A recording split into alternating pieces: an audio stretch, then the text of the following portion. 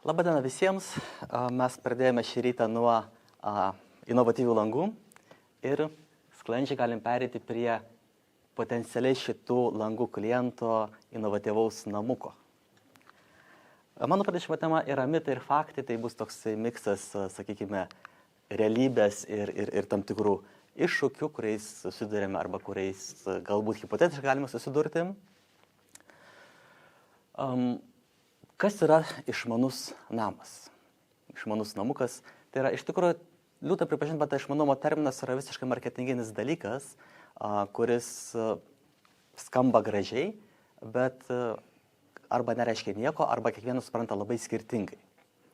Labai geras pavyzdys, jeigu aš paimsiu savo butą, įsidėksiu vieną išmanę rozetę ir ar mano butas nuo to taps išmaniu. Jis kaip ir turi kažkokį išmanumą, bet tai ar jis jau yra tas, kuris yra išmanus ar dar nelabai išmanus, tai yra tokie klausimai, kurie kartais kyla. Ir pabandysiu šito prezentacijai aptarti tas ribas tarp faktų, tarp realybės ir tarp mitų. Kadangi reikia konkretumo, tai turime namuką, tokį nestandartinį, turime namuko gyventoją.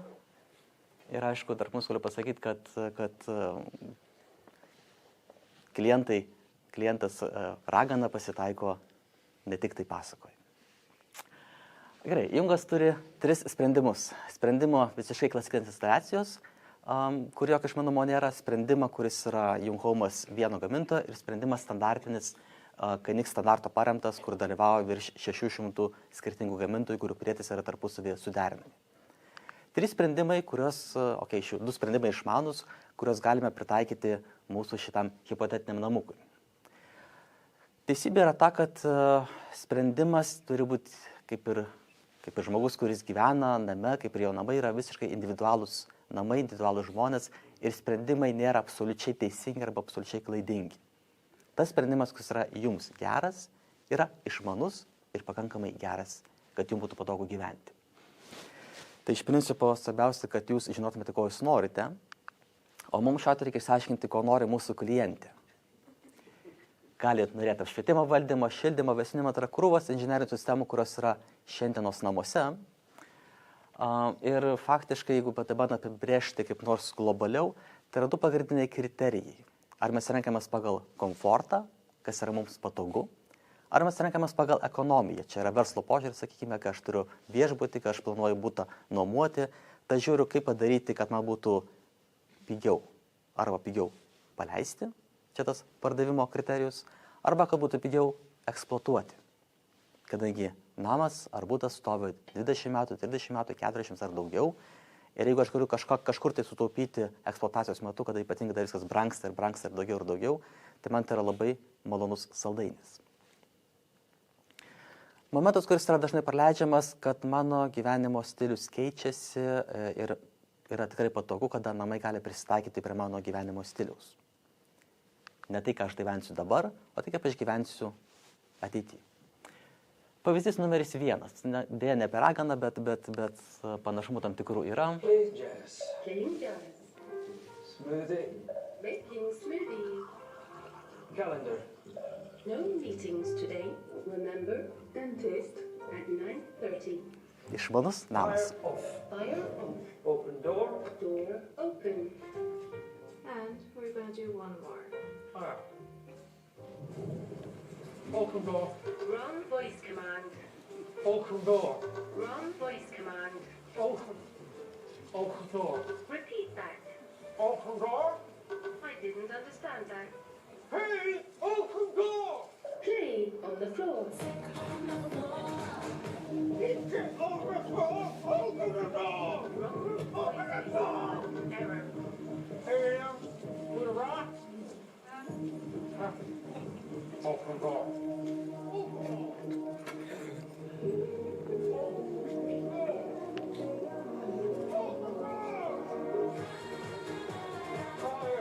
Clear million.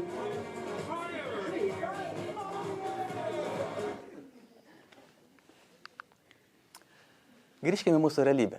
Mes matėme išmanų būstą, kuris turėjo tam tikrą sąrašą technologijų, valdymas balsu, valdymas židinio, durų atidarimas, taip toliau. Iš tikrųjų, kaip būtų keista, praktiškai viskas yra teisybė ir galima šiandien, išskyrus kokteilio padarimą. Bet ne dėl to, kad tai būtų galima, tiesiog elementariai yra stiklinė, kurią reikia įpilti, įpilti, o kažkas ją turi pastatyti toj vietoj. Tai va tai yra ta vienintelis momentas, kad nėra mechaninės rankos, kuri patogiai pastatytų stiklinę tada, kada reikia pilti kokteilį, arbatą, kavą ar bet kokį kitą gėrimą. Visa kita yra puikiausiai galima paleisti ir šiandien. Aišku, puikiai matome ir tą momentą, kad yra neteisinga daryti tik vieną valdymo metodą, pavyzdžiui, tik balsu, arba tik laikrodžiu, arba tik iš telefono. Visuomet reikia turėti antrą variantą, kad jeigu laikrodis išsikrauna, telefonas kažkur tai pradingo arba balsas biški neveikia, tai mes turime paprasčiausią jungiklį, kur galime šviesą įjungti arba išjungti. Arba kas liečia durų aspektą, tą patį pirštų spaudų skaitytuvą. Pridėjau ranką prie rankenos, atpažįstamas pirštas atsirakina duris ir aš galiu užeiti nešūkaudamas ir nelinksmindamas kaimynų.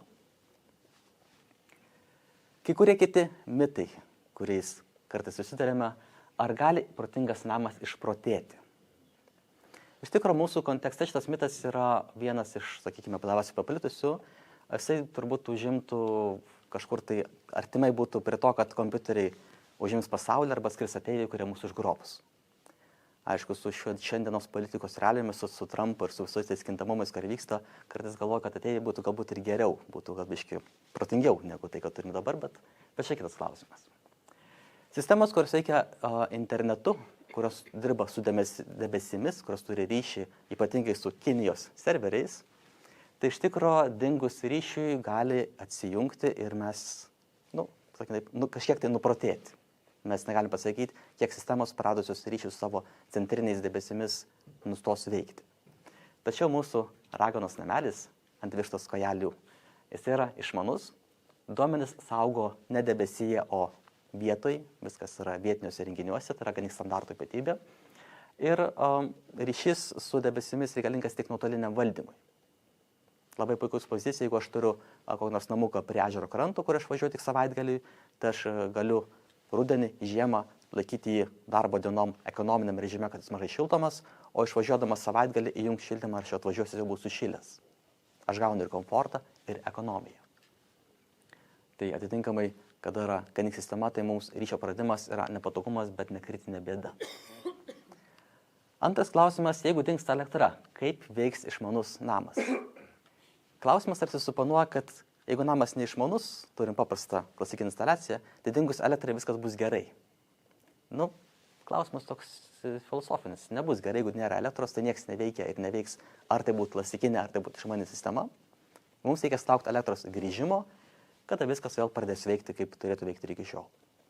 Tačiau šiais laikais, jeigu turime saulės modulius, turime bateriją, kurią dabar APA mums pradeda finansuoti, tai išmani sistema kaip tik gali padėti labiau sutaupyti baterijos resursą dingus elektrai, atjungiant ne esminės, ne principinės sistemas. Sakant, darant tą dalinį nuleidimą, kad energijos užtektų kuo ilgiau. Trečias klausimas daugiau asmeniškesnis. Ar gali išmanus namas pagerinti mūsų sveikatą? Ar gali pozityviai veikti mūsų gyvenimo būdą?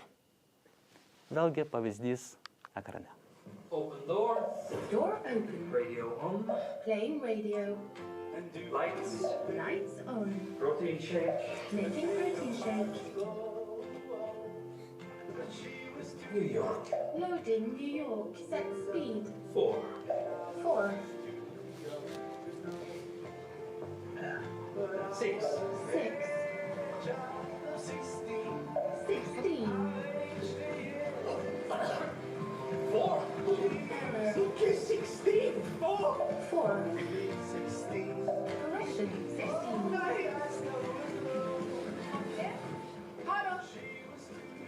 Oh, hey, Mia. Good luck. When I was too young. Up.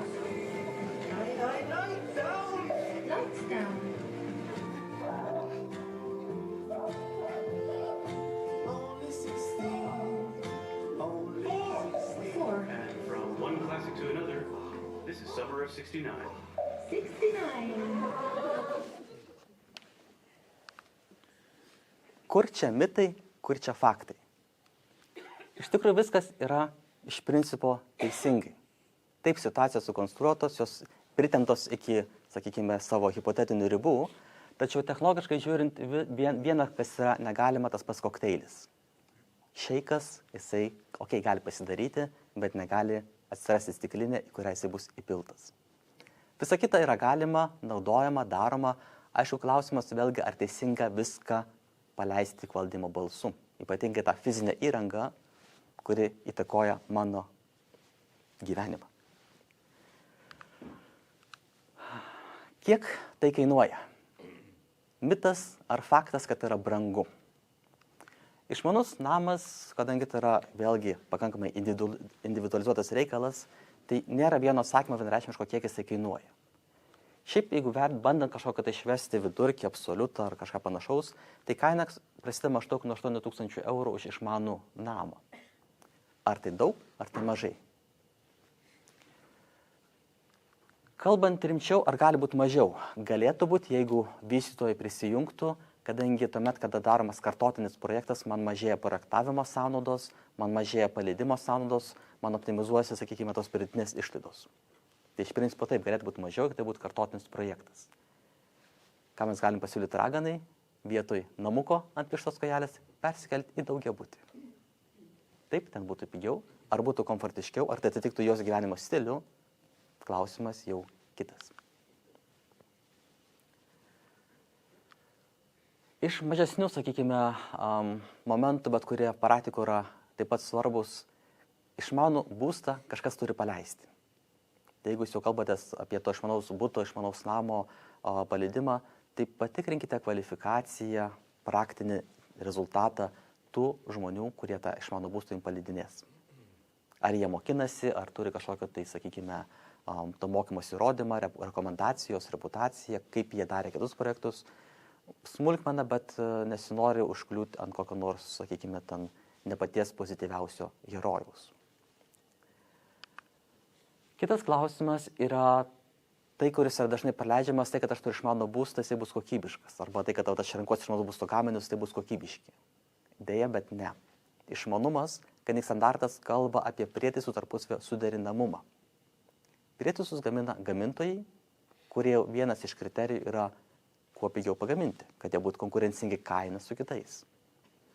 Ir liūdna, bet lieka ta pati teisybė, kad jeigu mes konkursuojame tik pagal kainą, tai sunku pasakyti, ar tikrai tai bus pakankamai gerai veikianti įranga.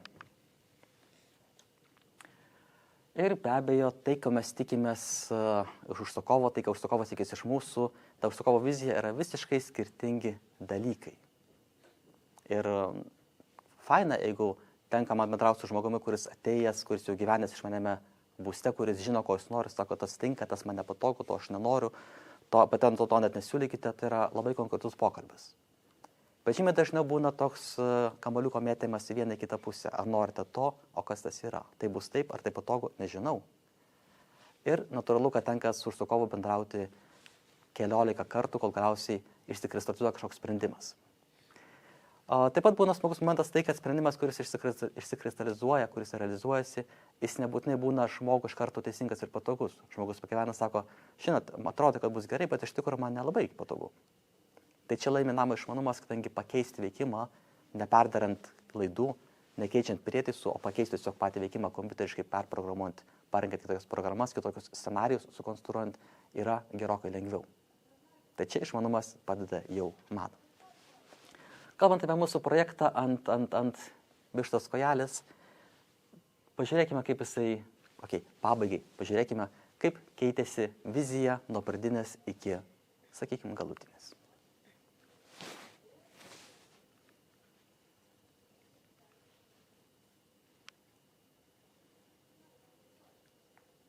Ir jeigu norėsite pažiūrėti, kiek jūsų namui tinkami Jungo sprendimai, tai mielai kviečiu į Jungo ofisą pažiūrėti galimus spalvų, medžiagų derinius ir padiskutuoti, kas jums yra gerai, o kas jums galbūt gerai nebus.